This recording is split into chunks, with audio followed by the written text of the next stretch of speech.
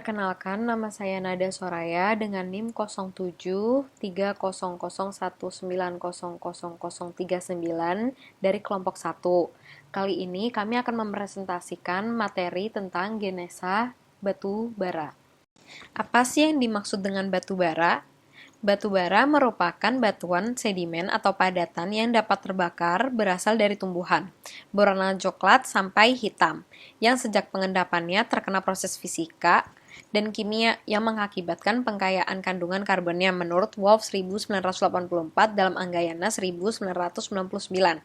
Batu bara pun merupakan hasil dari akumulasi tumbuh-tumbuhan pada kondisi lingkungan pengendapan tertentu. Akumulasi tersebut telah dikenai pengaruh-pengaruh sedimentary dan post-sedimentary. Akibat pengaruh-pengaruh tersebut dihasilkan batu bara dengan tingkat atau rank dan kerumitan struktur yang bervariasi. Ada dua proses pembentukan batu bara dari tumbuhan. Yang pertama itu adalah penggambutan, yang kedua itu adalah pembatubaran. Tahap pembentukan gambut atau pit dari tumbuhan menjadi gambut, yaitu proses penggambutan itu dimaksudkan dengan proses biokimia. Sedangkan tahap pembentukan batu bara dari gambut menjadi batu bara, yaitu proses pembatubaran atau proses kualifikasi. Tumbuhan pembentuk batu bara menurut Diesel 1981. Yang pertama ada alga.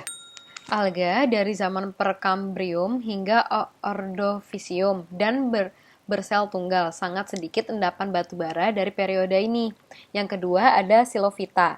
Dari zaman Silur hingga Devon Tengah, merupakan turunan dari alga. Sedikit endapan batu bara dari periode ini. Yang ketiga ada Pteridophyta, umur Devon atas hingga karbon atas. Materi utama pembentuk batu bara berumur karbon di Eropa dan Amerika Utara. Tumbuhan tanpa bunga dan biji, berkembang biak dengan spora dan tumbuh di iklim yang hangat. Selanjutnya ada Gymnospermae. Kurun waktu mulai dari zaman Permian hingga Kapur Tengah. Tumbuh heteroseksual, biji terbungkus dalam buah semisal pinus, mengandung kadar getah atau resin. Yang terakhir ada Angiospermae. Zaman Kapur atas hingga kini, jenis tumbuhan modern buah yang menutupi biji, jantan dan betina dalam satu bunga kurang bergetah dibanding Gymnospermae sehingga secara umum kurang dapat terawetkan. Laju akumulasi gambut dipengaruhi oleh beberapa faktor. Yang pertama ada faktor tumbuhan, yaitu dari jenisnya, laju pertumbuhan, dan laju pembusukan. Yang kedua ada faktor tempat tumbuh, yaitu kondisi dan kesuburan. Yang terakhir itu ada faktor cuaca. Teori akumulasi gambut dan lapisan batu bara terdapat dua, yaitu teori in situ, itu merupakan lapisan gambut terbentuk dari tumbuhan yang tumbang di tempat tumbuhnya. Yang kedua itu ada teori drift, yaitu lapisan gambut yang terbentuk berasal dari bagian-bagian tumbuhan yang terbawa oleh aliran air atau sungai dan terendapkan di daerah hilir atau delta. Berikut adalah skema pembentukan batu bara.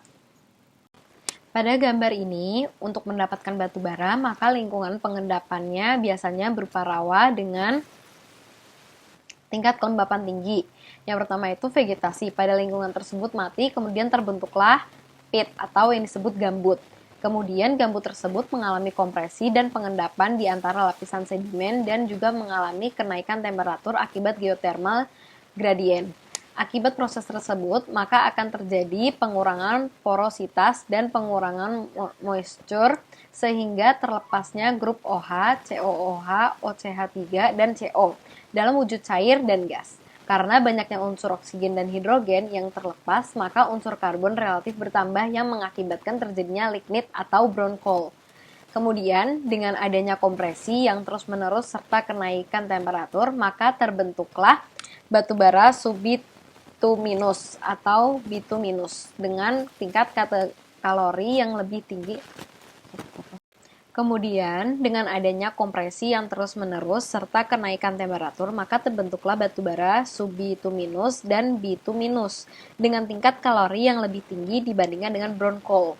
Bumi tidak pernah berhenti, oleh karena itu kompresi terus berlangsung diiringi bertambahnya temperatur sehingga unsur karbon yang banyak merubah batu bara sebelumnya ke tingkat yang lebih tinggi yaitu antrasit, yang merupakan kasta tertinggi pada batu bara. Perkenalkan, nama saya Nicholas Alexander Halomoan dengan NIM 07300 19040. Hal yang pertama yang akan saya bahas adalah faktor yang berpengaruh dalam pembentukan batu bara. Oke, faktor pertama adalah faktor dari posisi geotektonik. Faktor dari posisi geotektonik akan berpengaruh pada pembentukan cekungan batu bara yang dikontrol oleh gaya-gaya tektonik lempeng. Selanjutnya, ada dari faktor topografi. Faktor topografi berpengaruh terbatas pada iklim dan morfologi dari cekungan batu bara, sehingga menentukan penyebaran rawa-rawa di mana batu bara itu dibentuk. Selanjutnya adalah dari faktor iklim. Faktor iklim berpengaruh pada pertumbuhan flora pembentuk batu bara itu sendiri. Selanjutnya adalah faktor penurunan. Faktor penurunan cekungan akan berpengaruh pada ketebalan lapisan batu bara yang terendapkan. Selanjutnya ada dari faktor umur geologi. Faktor dari umur geologi di sini yang dimaksud adalah berpengaruh pada kualitas terbentuknya batu bara itu sendiri. Selanjutnya ada faktor tumbuhan. Faktor tumbuhan tentu sangat berpengaruh pada pembentukan batu bara. Karena memang batu bara itu sendiri terbentuk oleh akumulasi sisa-sisa tumbuhan yang tertimbun dalam sedimen. Kualitas tumbuhan akan sangat berpengaruh terhadap kualitas batu bara yang terbentuk. Selanjutnya ada faktor dari dekomposisi. Dekomposisi flora merupakan bagian dari transformasi biokimia dari organik dan merupakan titik awal untuk kompaksi menjadi batu bara. Dan selanjutnya yang terakhir adalah metamorfosa organik. Faktor metamorfosa organik ini merupakan faktor tingkat kedua dalam pembentukan batu bara, yaitu penimbunan atau penguburan oleh sedimen baru. Proses ini lebih didominasi oleh proses dinamokimia yang menyebabkan perubahan gambut menjadi batu bara dalam berbagai mutu. Proses metamorfosa organik akan dapat mengubah gambut menjadi batu bara sesuai dengan perubahan sifat kimia, fisik, dan optiknya. Baik, hal kedua yang mau dibahas adalah macam-macam bentuk lapisan endapan batu bara. Bentuk lapisan endapan batu bara yang pertama adalah endapan batu bara bentuk horseback. Oke, endapan batu bara bentuk horseback ini dicirikan oleh perlapisan batu bara dan batuan yang menutupi melengkung ke arah atas akibat gaya kompresi. Yang kedua adalah endapan batu bara bentuk bird hill. Nah, endapan ini bentuknya terjadi apabila di daerah di mana batu bara semula terbentuk terdapat akumulasi sehingga lapisan batu bara seperti terintrusi. Selanjutnya ada endapan batu bara akibat sesar. Endapan ini bentuknya terjadi apabila di daerah di mana deposit batu bara mengalami seri patahan. Selanjutnya ada endapan batu bara akibat perlipatan. Endapan ini bentuknya terjadi apabila di daerah di mana deposit batu bara mengalami perlipatan. Baik, selanjutnya hal yang mau dibahas adalah mengenai peringkat atau rank batu bara. Yang pertama yaitu ada kayu atau wood. Kayu atau wood ini dengan komposisi kadar karbon sebesar 50%, lalu 6% hidrogen, dan 44% oksigen. Selanjutnya ada gambut. Gambut ini memiliki komposisi sebesar 55-60% karbon, 5,5-6,5% hidrogen, 30-40% oksigen. Selanjutnya adalah brown coal dengan komposisi 60-70% karbon, 5-6% hidrogen, 20-30% oksigen. Selanjutnya ada hard coal dengan komposisi 75-90% karbon, 4,5-5,5% hidrogen, 5-15% oksigen. Selanjutnya ada antrasit. Antrasit ini dengan komposisi 90-96% karbon, 2-4,5% hidrogen, dan 2-5% oksigen. Geologi batubara di Indonesia.